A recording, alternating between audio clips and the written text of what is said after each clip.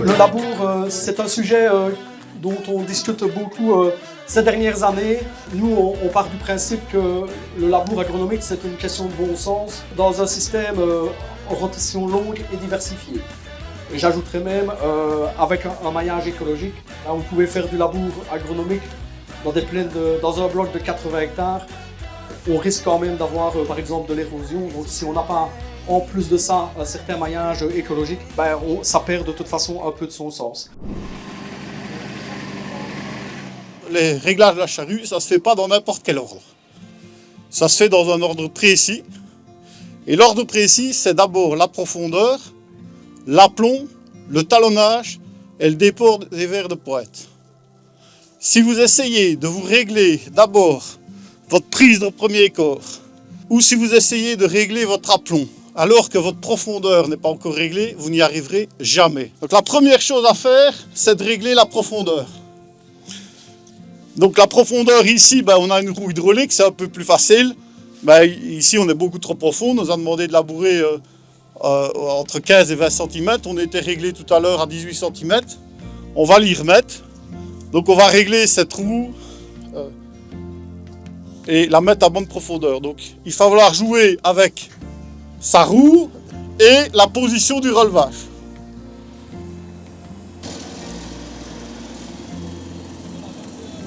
Avance, ouais.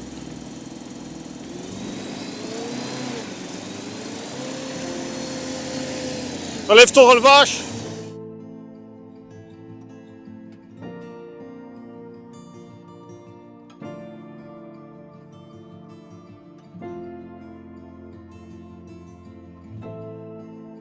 Alors il faut parfois jouer sur le relevage, mais il faut aussi, surtout quand on est en position fixe, allonger ou raccourcir le troisième point. Ok? Et j'y reviendrai à ça. Mais déjà d'entrée, avec la profondeur, il faut jouer sur la roue, le relevage, mais déjà un petit coup sur le troisième point. C'est bien bon tout ça, mais notre labour est toujours pas bon. Pourquoi? Parce que, et c'est un peu moins bon que tout à l'heure, forcément, parce qu'on a relevé, l'aplomb, il n'est pas bon. Et comment est-ce qu'on voit qu'un aplomb est bon? Il faut que la ligne des étançons ici soit perpendiculaire au sol. Donc là, on est trop incliné côté labour, et forcément, et ça se marque encore, le premier corps prend trop. Ok? Donc il faut régler cet aplomb. Maintenant que notre profondeur est bonne, on va régler l'aplomb. Et l'aplomb, soit on a un vérin hydraulique mémoire, donc ça peut se faire directement sur le vérin de retournement, soit on a une butée d'aplomb mécanique comme ici.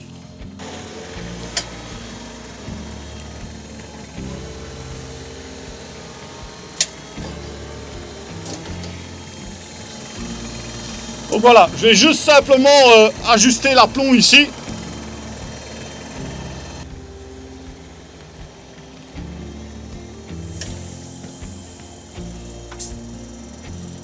Voilà, on voit déjà que c'est beaucoup mieux, c'est moins marqué au premier corps. Mais à l'inverse, maintenant, on a un creux. Ok, on a un creux qui se marque. On a déjà fait les deux premiers réglages. On va passer au suivant. C'est le talonnage. La barre de poussée, regardez, vous l'entendez?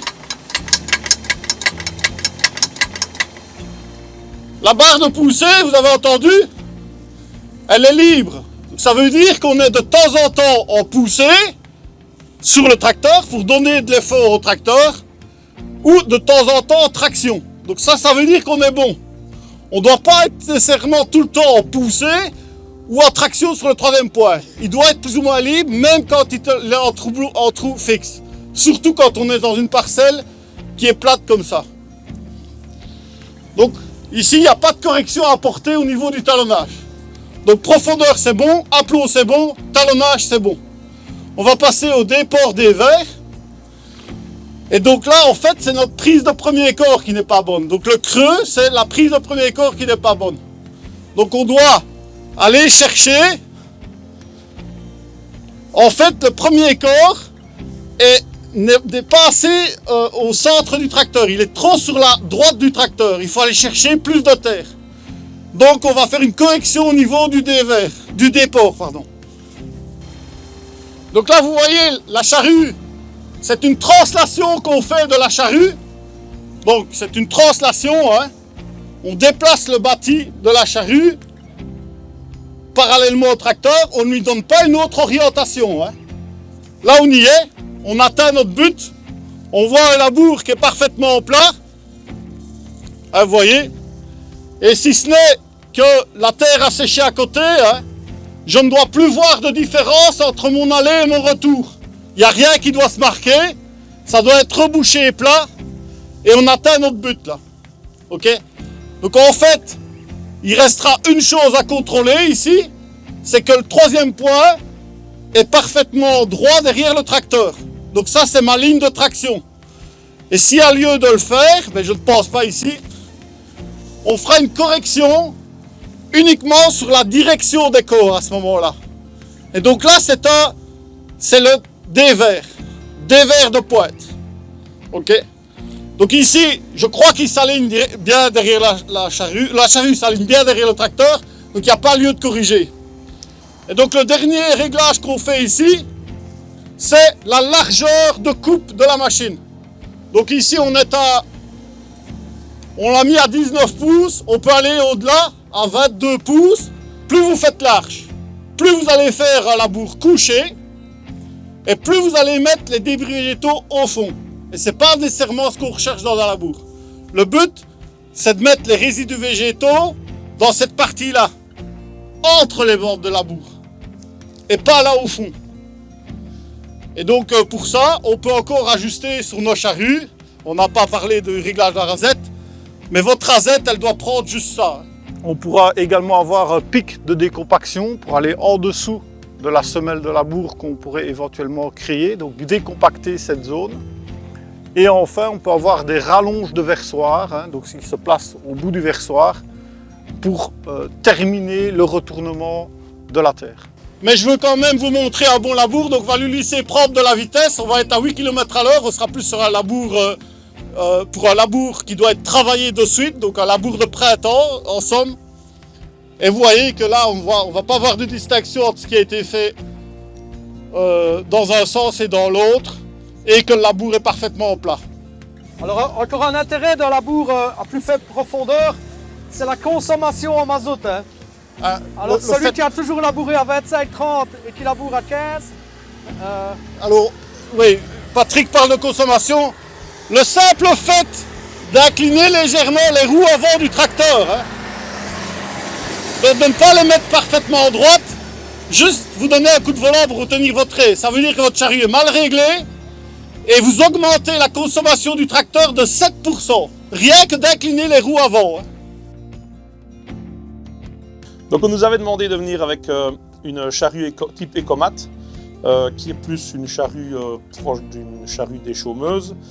Bon, malheureusement, le timing était un peu trop juste, donc il faut savoir que ces charrues Ecomat sont disponibles en deux versions, on land et dans labour dans l'arrêt.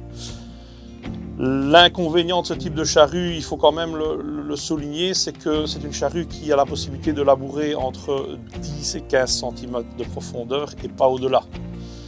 Donc ça limite les possibilités, et quand on se trompe sur un achat comme ça, c'est assez compliqué de faire marche arrière. Il faut savoir qu'il y a toute une panoplie chez Gvernoland de versoirs, claire-voie, versoirs plastiques, des versoirs plus courts. Il y a aussi un versoir qui permet de travailler moins profond. Ici, ce versoir-là, il est magique, il est idéal. Pourquoi? Parce que vous pouvez travailler de 15 à 30 cm. Donc c'est vraiment un versoir adapté à tout type de sol, et également aux tracteurs qui ont des pneus de grande largeur. Pourquoi? Parce que le versoir dégage bien le fond de l'arrêt, et ça permet au pneu de prendre sa position et de ne pas marquer de trop le labour qui est déjà fait.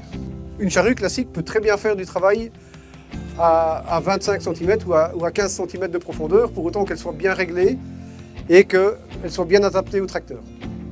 Une des premières choses pour la régler, c'est au niveau de l'attelage. La charrue Pottinger ici comme elle est montrée, en fait, vous avez une barre d'attelage Catégorie 3, largeur 2. C'est déjà très important que la largeur de la barre d'attelage soit adaptée à votre relevage. Si votre barre d'attelage n'est pas adaptée à la largeur du relevage du tracteur, elle va devenir maître du tracteur. La position d'accrochage de la barre d'attelage. Ici, vous voyez, il y a des plaques de chaque côté avec des boulons. Cette position d'accrochage peut être réglée en fonction de la hauteur à laquelle les bras sont accrochés en dessous du pont arrière du tracteur. Il faut que quand votre charrue soit dans le sol, les bras d'attelage soient à l'horizontale, voire légèrement tirant vers le bas pour garder votre charrue dans le sol. Si vous voulez faire du labour à faible profondeur et que vos bras d'attelage, la fixation des bras d'attelage sous le pont du tracteur sont plus hauts que la barre d'attelage, vous allez retirer votre charrue hors du sol. Vous n'allez jamais savoir gérer une charrue à 15 cm de profondeur si vous la tirez hors du sol constamment. Alors c'est vrai que le troisième point doit être tirant vers le bas, mais si vos bras d'attelage en bas ne sont pas bien réglés, ça commence déjà mal. Si on veut faire du labour à faible profondeur, voire du labour hors raie, ce qui peut être le cas, c'est toujours intéressant de pouvoir ramener de la charge sur le pont du tracteur. Quand on accroche le troisième point sur la tête d'attelage, on a soit en général un trou rond ou un trou oblong. Avec le trou rond, on a une traction continue sur le troisième point qui ramène cette charge au tracteur. Avec le trou oblong, on a en fait la broche qui peut bouger dans la tête, et comme elle peut bouger dans la tête, le contrôle de profondeur s'est travaillé facilement, mais on n'a plus de report de charge sur le tracteur. Le système avec le vérin hydraulique ici sur la charrue va mixer les deux. On va en fait mettre une pression dans le vérin hydraulique qui va amener une traction sur le troisième point en continu et qui va ramener de la charge sur le tracteur. Et tantôt, donc si on veut faire du labour à faible profondeur, on adaptera la charrue avec des versoirs adaptés aussi. Donc il existe différents types de versoirs qui ont plusieurs hauteurs, qui ont plusieurs longueurs, et on va choisir le versoir qui est adapté à un labour de faible profondeur. Maintenant, c'est vrai qu'avec un labour de faible profondeur, on ne va pas toujours savoir mettre un pneu de 650 dans l'arrêt si on laboure à faible largeur.